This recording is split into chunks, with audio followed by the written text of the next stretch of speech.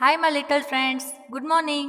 હું Hetal Rajpura Shri Sardar Patel educational institute સંચાલિત Shrimati M S Lakhani કન્યા વિદ્યાલયના પ્રાથમિક વિભાગમાં મારી ધોરણ 2ની દીકરીઓનું સ્વાગત કરું છું. Today's subject is English and I will explain unit number 58 and 59. આ યુનિટમાં આપણે એક્સરસાઇઝ શીખવાની છે. તો ચાલો સાથે મળીને શીખીએ. Unit number 58. આ યુનિટમાં આપણને સૂચના આપવામાં આવેલી છે અંગ્રેજી ઉચ્ચારની સામે સ્પેલિંગ પૂર્ણ કરો.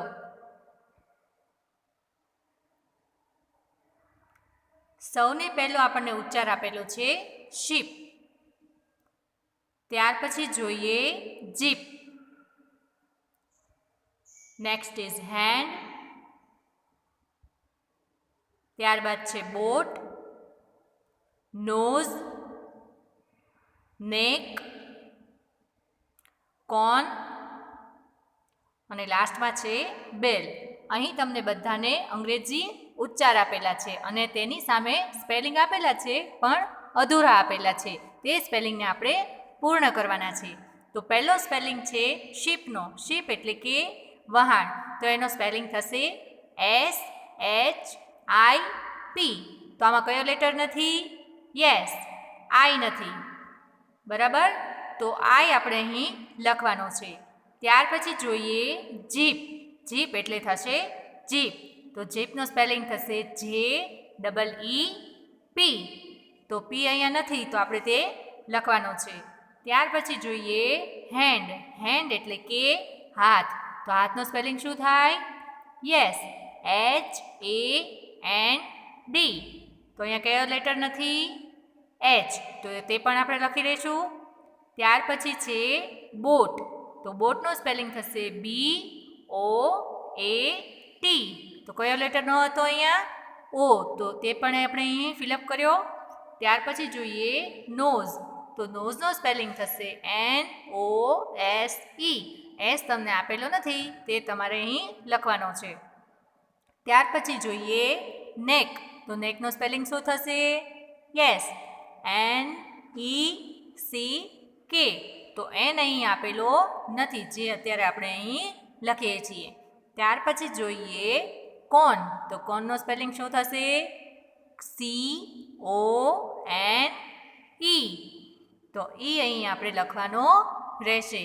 ત્યાર પછી છે બેલ. બેલ એટલે કે ઘંટ. તો ઘંટનો સ્પેલિંગ થશે BELL. તો બી અહીંયા આપેલો નથી તો એ આપણે અહીં લખીએ. ત્યાર પછી આપણે જોઈએ નેક્સ્ટ. અહીં પણ આગળના જેવી જ એક્સરસાઇઝ છે જેમાં તમને ઉચ્ચાર આપેલા છે અને તેના સ્પેલિંગ તમારે અહીં પૂર્ણ કરવાના છે. તો પહેલો ઉચ્ચાર છે ડીશ. ડીશ એટલે કે થાળી. તો તેમાં શું આપેલું નથી? Dish, DISH. ત્યાર પછી છે કિંગ. કિંગ એટલે કે રાજા. તેનો સ્પેલિંગ થશે KING. તો આઈ અહીં તમારે લખવાનો રહેશે. ત્યાર પછી છે લેમ્પ. લેમ્પ એટલે કે દીવો. તો લેમ્પનો સ્પેલિંગ થશે LAMP. બરાબર? ત્યાર પછી છે નેસ્ટ. નેસ્ટ એટલે કે માળો. તો તેનો સ્પેલિંગ થશે NEST. બરાબર? એસ અહીં આપેલો ન હતો જે આપણે અહીં લખવાનો છે. ત્યાર પછી જોઈએ સોપ. સોપ એટલે કે સાબુ. તો તેનો સ્પેલિંગ થશે SOAP. સોપ એટલે કે સાબુ. નેક્સ્ટ ઇઝ બોલ. તો તેનો સ્પેલિંગ થશે BALL. BALL. એક એલ આપણને અહીંયા આપેલો ન હતો જે આપણે અત્યારે લખ્યો છે. ત્યાર પછી છે સ્ટાર. સ્ટાર એટલે કે તારો. તો તેનો સ્પેલિંગ થશે STAR. તો એસ આપણે અહીં લખવાનો રહેશે. ત્યાર પછી છે રિંગ. રિંગ એટલે કે વીટી. તો એનો સ્પેલિંગ શું થશે? RING. રિંગ એટલે વીટી. નેક્સ્ટ આપણે જોઈએ યુનિટ નંબર 59. તો 59માં આપણને સૂચના આપેલી છે સ્પેલિંગ યોગ્ય ઉચ્ચાર સાથે લીટી દોરીને જોડવાના છે. બરાબર? તો અહીં આપણને પહેલો સ્પેલિંગ જેનો છે FISH. જો તમને એક ઉદાહરણ તરીકે અહીં દર્શાવેલું જ છે, બરાબર. કોની સાથે લીટી જોડવાની છે? તેના યોગ્ય ઉચ્ચારની સામે. તો પહેલો ફિશ એટલે કે માછલી. ત્યાર પછી છે HEAD, હેડ એટલે હેડ, બરાબર. ત્યાર પછી આપણે જોઈએ લોક. લોક એટલે કે તાળું. Next is cart. કાર્ટ એટલે ગાડું. અહીં જ અમારે યોગ્ય જોડી જોડવાની છે. ત્યાર પછી સ્પેલિંગ છે KITE, કાઇટ એટલે પતંગ. તો તેનો ઉચ્ચાર આપણે પછી જોઈશું. પહેલાં આપણે હેરનો જોઈ લઈએ. HAIR, હેર એટલે કે વાળ. ત્યાર પછી જોઈએ ડોર. ડોર એટલે કે બારણું. તો તેનો પણ આપણને ઉચ્ચાર આપેલો છે. ત્યાર પછી જોઈએ કાઇટ.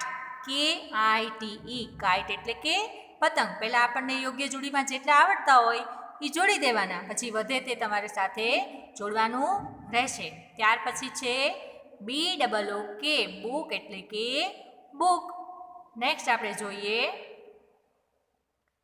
અહીં પણ તમને યોગ્ય જોડી આપેલી છે. પહેલું જોઈએ પ્યુન. PEON, પ્યુન એટલે કે પટ્ટાવાળો. Next is leaf. LEAF, leaf એટલે કે પાંદડું. નેક્સ્ટ ઇઝ BOWL, બાઉલ એટલે વાડકો. Last is well. WELL, well એટલે કૂવો. પછીનું જોઈએ આપણે વર્ક ફ્રોમ હોમ એટલે કે તમારે આ યુનિટ છે યુનિટ નંબર 60. યુનિટ નંબર 60 તમારે ઘરે રહીને કરવાનું છે, બરાબર. જેમાં તમને ચિત્રો આપેલા છે અને તેની સામે તેના સ્પેલિંગ પણ આપેલા છે. તો આગળના વિડીયોમાં તમને સ્પેલિંગ, ઉચ્ચાર, અર્થ ત્રણેય વસ્તુ શીખવાડેલી છે, બરાબર. તો એના આધારે તમારે યુનિટ નંબર 60 છે એ વર્ક ફ્રોમ હોમ એટલે કે ઘરે રહીને તમારું હોમવર્ક તમારે પાઠ્યપુસ્તકમાં કરવાનું રહેશે. તો બાળ મિત્રો, આ વિડીયોમાં તમને એક્સરસાઇઝ સમજવાની મજા આવી ને? તો ફરી મળીશું એક નવા વિડીયો સાથે. ત્યાં સુધી આવજો.